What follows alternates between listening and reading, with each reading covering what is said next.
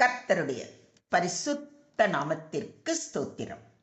இன்றைய நாளின் தியானத்திற்கென்று தெரிந்து கொள்ளப்பட்ட வேத வசனம் திவ்ய வாசகனாகிய யோவானுக்கு வெளிப்படுத்தின விசேஷம் 21ஆம் அதிகாரம் 3ஆம் வசனம். வெளிப்படுத்தல் 21:3. மேலும் பரலோகத்தில் இருந்து உண்டான ஒரு பெரும் சத்தத்தை கேட்டேன்.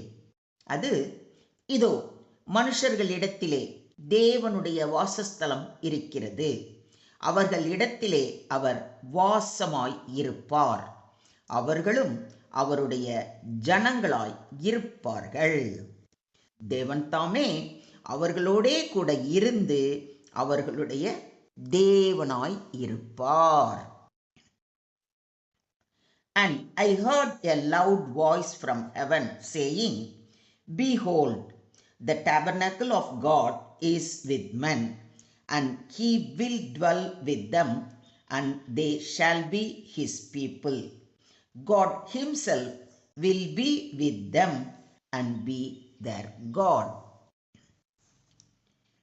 பின்பு விண்ணகத்திலிருந்து எழுந்த பெரும் குரல் ஒன்றை கேட்டேன். அது, இதோ கடவுளின் உறைவிடம் மனிதர் நடுவே உள்ளது, அவர் அவர்கள் நடுவே குடியிருப்பார், அவர்கள் அவருக்கு மக்களாய் இருப்பார்கள், கடவுள் தாமே அவர்களோடு இருப்பார், அவரே அவர்களுடைய கடவுளாய் இருப்பார். ஆமென்.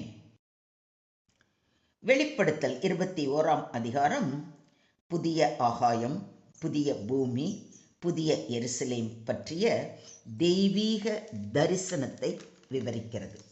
இங்கு யோவான் காண்பது தேவனுடைய இறுதி திட்டத்தின் நிறைவேற்றம். அதாவது தேவன் நம் ஜனங்களோடு என்றென்றும் வாசமாய் இருப்பது.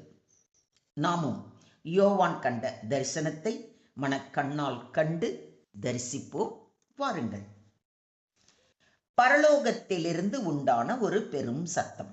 இது தேவனுடைய அதிகாரமுள்ள அறிவிப்பு. மனித குரல் அல்ல, பரலோக தீர்மானத்தின் வெளிப்பாடு.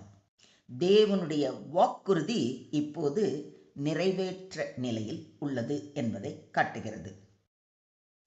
பெரும் சத்தம் எல்லா படைப்புகளுக்கும் கேட்கப்பட வேண்டிய மகத்தான உண்மை.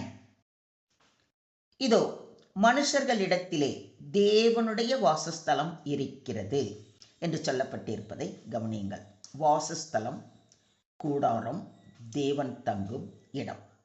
பழைய ஏற்பாட்டில் தேவன் கூடாரத்தில், ஆலயத்தில் தங்கினார். இப்பொழுது மனுஷர்களிடையே நேரடியாக வாசமாய் இருக்கிறார். தேவன் இனி தொலைவில் இல்லை, அவர் நம்மிடையேதான் இருக்கிறார். இதை விசுவாசிக்கிறீங்களா? அவர்களிடத்திலே அவர் வாசமாய் இருப்பார் என்று சொல்லப்பட்டிருப்பதை கவனிங்கள். இது தற்காலிகம் அல்ல, நித்திய வாசம். பாவம், பிரிவு, திரை அனைத்தும் நீங்கியது. மனிதன் தேவனை தேட வேண்டிய நிலை இல்லை, தேவனே மனிதனோடு இருக்கிறார்.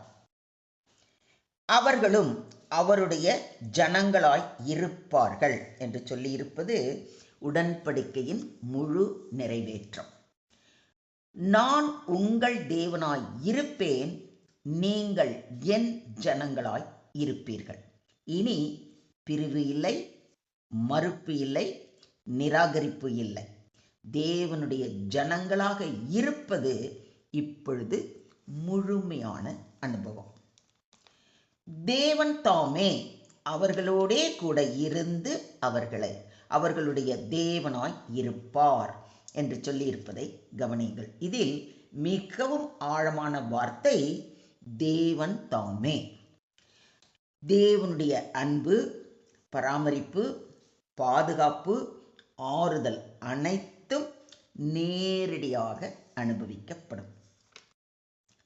இஸ்ரவேல் புத்திரரின் நடுவே நான் வாசம் பண்ணி அவர்களுக்கு தேவனாய் இருப்பேன் என்று வாக்களித்திருப்பதை யாத்திராகமம் 29:45 வாசிக்கிறோம். இது தேவனுடைய வாசம் பற்றிய முதற்கட்ட வாக்குறுதி. இன்றைய தியான வசனம் அந்த வாக்குறுதி நிறைவேற்றத்தில் உச்சம். என் வாசஸ்தலம் அவர்களிடத்தில் இருக்கும், நான் அவர்கள் தேவனாய் இருப்பேன், அவர்கள் என் ஜனமாய் இருப்பார்கள் என்று வாக்களித்திருப்பதை எசேக்கியேல் 37:27 வாசிக்கிறோம். அந்த வாக்குறுதியின் நிறைவேற்றம்தான் இன்றைய தியான வசனம். தேவனுடைய வாசம் நிரந்தரமானது என்பதை முன்னறிவித்த தீர்க்க தரிசனம் இன்று நிஜமாகிறது. இதையும் விசுவாசிக்கிறீங்களா? அந்த வார்த்தை மாம்சமாகி கிருபையினாலும் சத்தியத்தினாலும் நிறைந்தவராய் நமக்குள்ளே வாசம் பண்ணினார் என்று யோவான் 1:14 வாசிக்கிறோம். இயேசுவில் தேவன் மனிதரிடையே வாசம் செய்தார் தற்காலிகமாக. ஆனால் இனிமேல் நிரந்தரமாக நம்மோடு வாசம் பண்ணுவார். நான் அவர்களுக்குள்ளே வாசம் பண்ணி அவர்களுக்குள்ளே உலாவி அவர்கள் தேவனாய் இருப்பேன் என்று வாக்களித்திருப்பதை கொரிந்தியருக்கு எழுதின 2ஆம் நிருபம் 6ஆம் அதிகாரம் 16ஆம் வசனத்தில் வாசிக்கிறோம். அன்றைய நாளில் வெளிப்படையான சந்நிதியில் வாசம் செய்த தேவன் இப்பொழுது விசுவாசிகளுக்குள் வாசம் செய்கிறார்.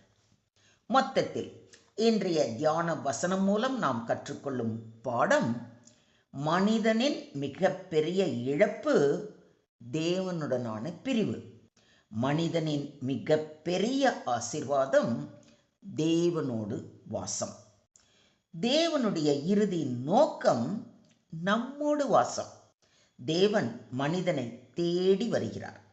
சொர்க்கத்தின் மகிமை தேவனுடைய சந்நிதி. இனி தேவனோடு நிரந்தர உறவு. அவர்கள் என் ஜனங்கள் என்று தேவன் நம்மை உரிமையோடு அழைக்கிறார். இனி பயம், தூரம், சந்தேகம் இல்லை. தேவனின் வாசத்தால் நமக்கு கிடைக்கும் ஆசீர்வாதம், கண்ணீர் இல்லை, துக்கம் இல்லை, பிரிவு இல்லை. இதையும் விசுவாசிக்கிறீங்களா? Today's verse reveals the ultimate fulfillment of God's plan. God Himself will dwell with humanity forever. No separation between God and His people. God's presence is the truly glory of heaven. This is the completion of redemption and covenant. Heaven is not just a place. It is God with His people.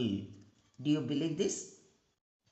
சுருக்கமாக சொல்வதானால், தேவனோடு நிரந்தர உடன்படிக்கை, பிரிவற்ற சந்நிதி, தேவனுடைய குடும்பத்தில் நிரந்தர இடம், மீட்பின் இறுதி நிறைவேற்றம். தேவன் இனி தொலைவில் உள்ள தேவன் அல்ல. அவர் நம் நடுவில் வசிக்கும் தேவன். இது நம் நம்பிக்கையின் உச்சம், நம் மீட்பின் முடிவு. இன்றே தேவனுடைய சந்நிதியில் வாழ ஆயத்தமாவோம். அன்றைய நித்திய வாசத்துக்காக, பரிசுத்த வாழ்வுக்கு நம்மை அர்ப்பணிப்போம். அர்ப்பணிப்போமா? ஸ்தோத்திரம் ஆண்டவரே, ஸ்தோத்திரம் கர்த்தாவே, ஸ்தோத்திரம் ஸ்தோத்திரம் ஸ்தோத்திரம். பரலோக பிதாவே, நீர் எங்களோடு வாசமாய் இருக்க விரும்புவதற்காக கொடான கொடி நன்றிகளை ஏறெடுக்கிறோம் அப்பா. அந்த மகிமையான நாளுக்காக நாங்கள் ஆயத்தமாய் வாழ இப்பொழுதே உமது சந்நிதியில் நடக்க கிருபை தாரும். நீர் எங்கள் உள்ளத்தில் வந்து வாசம் செய்ய, எங்கள் உள்ளத்தை பரிசுத்தமாக்க கிருபை தாரும்.